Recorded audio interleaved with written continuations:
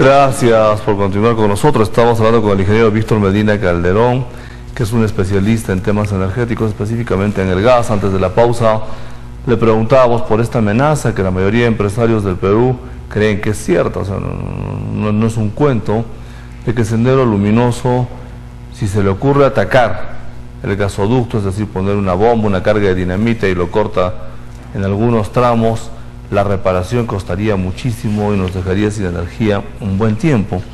¿Qué tan difícil sería esa eventualidad, digamos, Sendero Luminoso se le ocurre atacar el gasoducto? 850 kilómetros debe ser muy difícil, puede poner un policía cada 100 metros, ¿no? Así es. Yo creo que en este caso el gobierno, a través del presidente, así como ha implantado medidas de seguridad y ha hecho cuestión de Estado la seguridad nacional, yo creo que en este caso específico, que estamos sufriendo la peor crisis energética de los últimos 20 años, en este momento, fíjese usted, no tenemos petróleo, se importa alrededor de 110 millones de barriles día, para poder hacer posible la gasolina, para poder hacer posible todas las naftas y los lubricantes que estamos.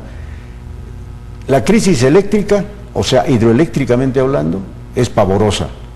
Hace 4 años no se instala una central hidroeléctrica significativa en el Perú. Nada puedo decirlo de la térmica, o sea, del gas, porque son las tres fuentes importantes que hay en el Perú son el gas natural, 60%, la hidroeléctrica 30% y la diferencia, bueno, otro tipo de energía.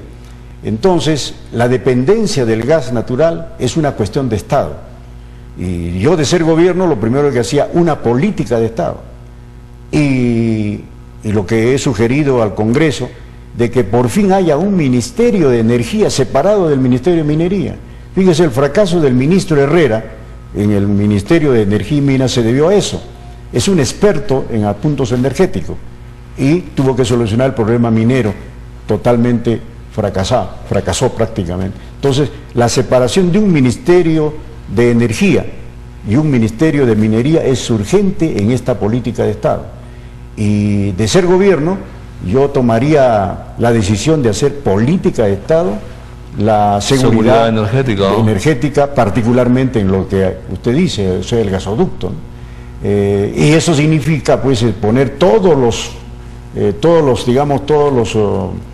los apoyos necesarios desde el punto de vista militar, desde el punto de vista policial, desde el punto de vista de la ciudadanía, etcétera, de los gobiernos regionales, etcétera, hacer una política de Estado, es decir, preservar, ¿no?, la matriz energética proveniente del gas, en este caso, ¿no? Claro, porque se me ocurre a mí que si el 60% de nuestra matriz depende de este gasoducto, de este tubo, sí, si se corta 10 horas ese tubo, sí, caramba, el 60% del país o de la energía en el país se corta 10 horas. Así es. Para decirlo en términos sencillos. Así es. Y reparar en 10 horas, a quienes conocen, el tiempo es muy corto. Así es. Llevar los soldadores, el helicóptero, los tubos, cortar la válvula acá, cortar la válvula allá, porque el tubo se llenará de gas, habrá mecanismos para hacerlo.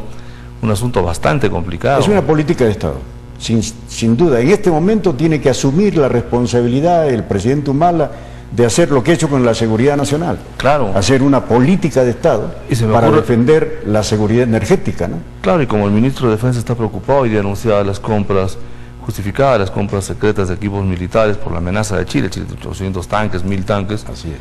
En los juegos de guerra que hacen los militares, que les gustan tanto los juegos chilenos, seguramente pues tienen en la mira también el gasoducto. Estamos dependiendo mucho de una sola fuente.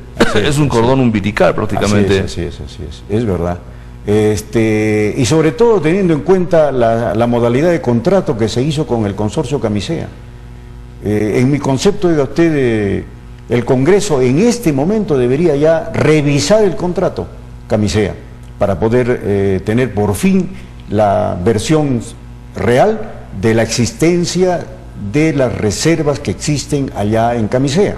No ocurra igual a lo que ocurrió en la Argentina con Repsol, que ocultaba la reserva petrolera, ¿no? Y tuvo que el gobierno por fin intervenir, nacionalizar prácticamente a la empresa, y por fin ahora Argentina ya no tiene la crisis energética petrolera, sobre todo, que tuvo hace 2 o 3 años con Repsol. Entonces aquí yo creo que es una política de Estado y del Congreso en este caso, hacer una revisión del contrato Camisea, porque no es posible, oiga usted, de que en 5 años no hayamos descubierto más reservas de gas. Exactamente. ¿No? Solamente motivado por el mismo apetito de la ganancia, porque usted sabe que el consorcio Camisea, que es Pluspetrol, Han, etcétera, lo único que les interesa son los líquidos. O sea, porque ahí está el gran negocio, ¿no? Para nosotros nos interesa el gas natural, pero también los líquidos. Los líquidos nos interesará pues cuando haya la petroquímica, cuando ya tengamos el desarrollo petroquímico, pero en este momento lo que más interesa al país en materia de seguridad es el gas natural propiamente dicho para alimentar las industrias, el domiciliar, ¿no? Toda la cuestión térmica, termoeléctrica, etcétera, y es la otra cosa que tendría que hacer el gobierno es ya declarar en emergencia la crisis energética nacional y sobre todo la crisis gasífera.